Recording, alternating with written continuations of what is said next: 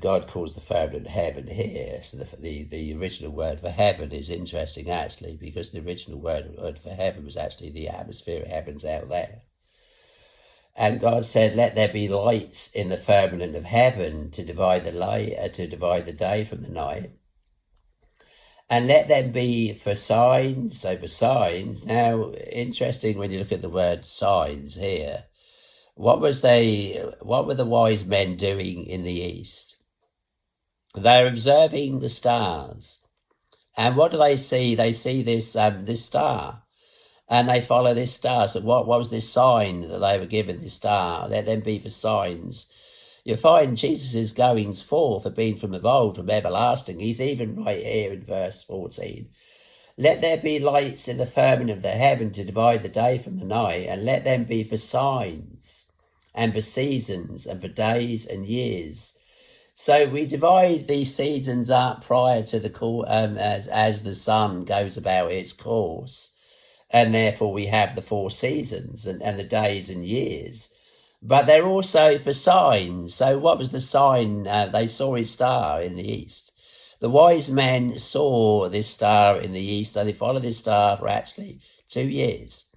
And this star stopped over the place where Jesus was born, where Jesus was residing, in fact, at the time.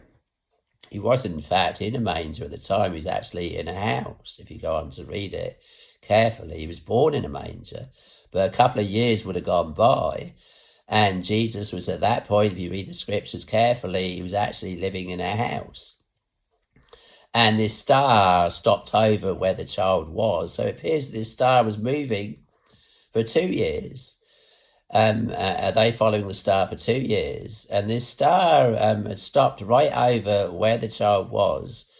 So these stars for signs. So in other words, this was a sign that a great king had come to this earth, the incarnation of Jesus Christ. And you had these 3 wise men going to see Herod. Where is he that is born King of the Jews, and all this sort of stuff, saying this to Herod. And Herod gets in the wise men, and he asks the wise men of Israel, this is the scribes, the Pharisees, where does your scriptures say that this king will be born? And what do they say to Herod?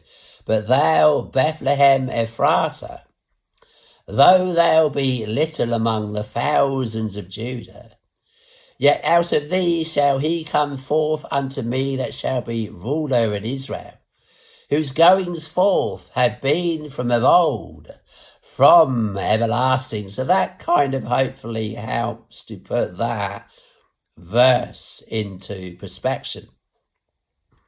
And so we have the incarnation of Jesus Christ. And for God so loved the world, God giving his only begotten Son to the world.